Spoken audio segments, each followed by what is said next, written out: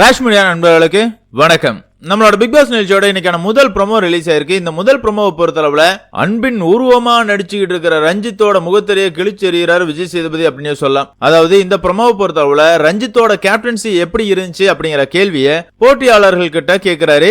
இதுல முதல்ல எழுந்து பேசுற மஞ்சரியை பொறுத்தளவுல இந்த வீட்டை வழி நடத்துறதுக்காக தான் ஒரு கேப்டன், ஆனா இந்த வாரத்தை பொறுத்தளவுல கேப்டனையே நம்ம தான் வழி நடத்த வேண்டியதா இருந்துச்சு அப்படிங்கிற மாதிரி சொல்றாங்க. அடுத்ததா தீபக் எழுந்து பேசுறாரு. அவரை பொறுத்தளவுல ரஞ்சித்தோட கேப்டன்சி ரொம்பவே ஏமாற்றமா இருந்துச்சு அப்படிங்கிற மாதிரி சொல்றாரு.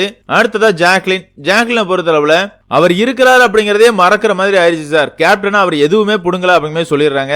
அடுத்ததா முத்துக்குமரனை பொறுத்தளவுல இதுக்கு முன்னாடி இந்த வீட்டுல இருந்த கேப்டன்கள் எல்லாருமே மரியாதைக்குரிய இடத்துல இருந்தாங்க, ஆனா இந்த வார கேப்டனா இருந்த ரஞ்சித்தோட நிலைமை ரொம்பவே பரிதாபத்துக்குரியதா இருந்துச்சு அப்படிங்கிற மாதிரி சொல்றாரு. ஆமா தானங்க, இந்த வாட்டி நிறையவே பிரச்சனை இருந்துச்சு.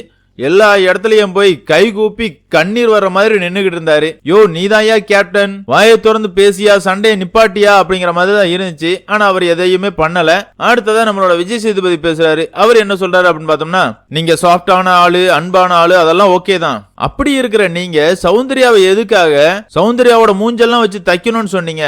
அப்போ இந்த கோவம் எல்லாமே உங்களுக்குள்ள இருக்கதானே செய்யுது. பிறகு எதுக்காக போலியா நடிக்கிறீங்க அப்படின்னு கேக்குறாரு. அது மட்டும் இல்லாம 10வது வாரம் கேப்டன் ஒருத்தர் இருந்ததாவே தெரியல அப்படிங்கிற மாதிரி சொல்லி முடிக்கிறாரு. அதாவது இந்த ப்ரோமோவை பொறுத்தளவுல ரஞ்சித்தை தரமா வச்சு செய்யறாரு அப்படின்னே சொல்லலாம். நேத்துக்கான எபிசோட்லயே வச்சு செஞ்சிருப்பாரு. நீங்க அன்பான ஆளு, ஆதரவான ஆளு, பண்பான ஆளு அப்படிங்கிற மாதிரி பிக் பாஸ் வீட்டுல இருக்கிற எல்லாருமே நம்பிக்கிட்டு இருக்காங்க அப்படிங்கிற மாதிரி சொல்லிருப்பாரு. அதாவது நீங்க அப்படிப்பட்ட ஆள்லாம் கிடையாது, ஆனா உள்ள இருக்கிறவங்க நீங்க ரொம்பவே அன்பானவர்னு நம்பிக்கிட்டு இருக்காங்க அப்படிங்கறத நேத்துக்கான எபிசோட்லயும் சொல்லிருப்பாரு. இன்னைக்கான எபிசோட்லயும் தரமான செய்திகள் இருக்குது. அதுலயும் குறிப்பா இந்த ப்ரோமோவை பொறுத்தளவுல முத்துக்குமரன் பேசினதெல்லாம் வேற லெவல்ல இருந்துச்சு அப்படின்னு சொல்லலாம். பங்கம் பண்டார் அப்படிங்கறதுல எந்த ஒரு மாற்றி கருத்துமே இல்ல. என்னதான் இருந்தாலும் இன்னைக்கான எபிசோட பொறுத்தளவுல யாரெல்லாம் விஜய் சேதுபதி ரோஸ்ட் பண்ண போறாரு அப்படிங்கறத பாக்குறதுக்கு ரொம்ப ஆர்வமா இருக்குது அப்படின்னு சொல்லாங்க.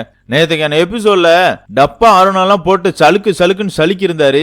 இன்னைக்கு யாரு சிக்க போறாங்க அப்படிங்கறத நம்ம பொறுத்திருந்து பார்க்கலாம். அதே நேரத்துல இந்த வாரமும் டபுள் எவிக்ஷன் தான். இன்னைக்கான எபிசோட்ல தர்ஷிகா வெளியேற்றப்படுறாங்க.